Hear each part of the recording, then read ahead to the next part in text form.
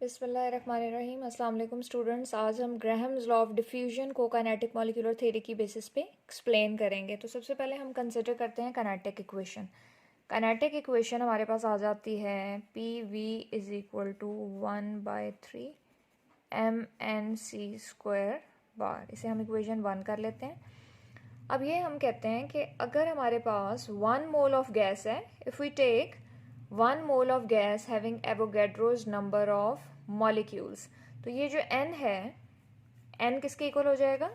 Na के। Keep in mind कि जब भी किसी भी गैस का 1 मोल होता है तो उसके अंदर हमने क्या कहा था कि नंबर ऑफ मॉलिक्यूल्स जो हैं वो क्या होते हैं? Na। तो यहाँ पे n को हम रिप्लेस कर देंगे किससे? Na से। So PV will be equal to 1/3 mNac² bar. तो इस तरह से इक्वेशन को हमने रीराइट कर लिया। अब यहाँ पे हमारे पास ये जो फैक्टर है m इंटू एन ए, ये जो प्रोडक्ट होती है ना, mass into total number of molecule, ये इक्वल होती है कैपिटल M यानी मॉलिक्यूलर मास के। तो इक्वेशन 2 को हम रीराइट करते हैं किस तरह से कि PV will be equal to 1/3 mc² bar. m और na को हमने रिप्लेस कर दिया कैपिटल M से। तो ये हमारे पास कौन सी इक्वेशन आ गई? इक्वेशन 3 कर लें आप इसे। यहाँ पे अब हम देखते हैं कि ये जो कैपिटल M है ये क्या है? Molar mass. तो इसी इक्वेशन को हम थोड़ा सा रीअरेंज करते हैं। रीअरेंजमेंट पे ये क्या बन जाएगा जी? मीन स्क्वायर वेलोसिटी को हम एक साइड पे रहने देते हैं, c² बार। तो ये इक्वेशन 3 यहाँ पे डिवाइड हो रहा है, उस साइड पे जाके मल्टीप्लाई हो जाएगा 3PV डिवाइडेड बाय m। अब हम इसका स्क्वायर रूट ले लेते हैं, टेकिंग स्क्वायर रूट। जब हम इसका स्क्वायर रूट लेते हैं तो यही फॉर्म हमारे पास 3PV बाय m आ जाता है c² बार के। तो यहाँ पे अब देखें कि हमारे पास यही इक्वेशन कुछ इस तरह से हो जाती है कि हम यहाँ पे बेसिकली डेंसिटी का फैक्टर इंट्रोड्यूस करवाने जा रहे हैं, क्योंकि जो ग्राहम्स लॉ ऑफ डिफ्यूजन है उसमें हम बताते हैं कि रेट ऑफ डिफ्यूजन जो है वो किस तरह से रिलेट कर रहा है, वो इन्वर्सली रिलेटेड है to the density of gases के।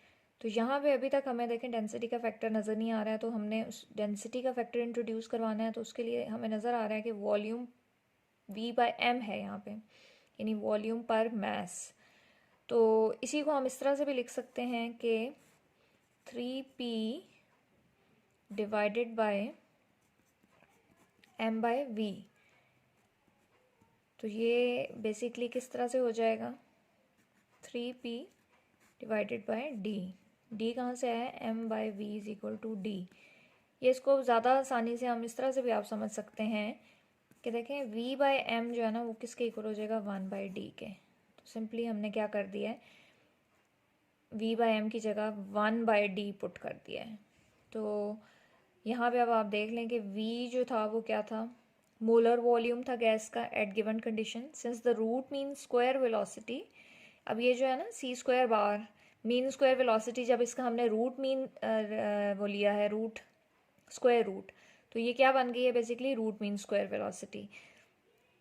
तो हम ये कहते हैं कि root mean square velocity of gas जो है वो प्रोपोर्शनल होती है रेट ऑफ डिफ्यूजन के, यानी c² bar is proportional to rate of diffusion of gas.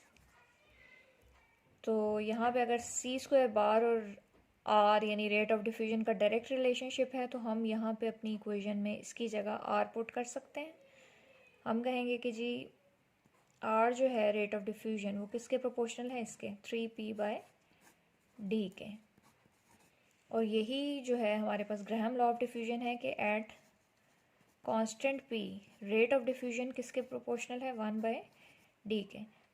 This is Graham's law of diffusion. तो देख लें आप किस तरह से हमने काइनेटिक मॉलिक्यूलर थ्योरी की बेसिस पे ग्राहम्स लॉ ऑफ डिफ्यूजन को एक्सप्लेन किया।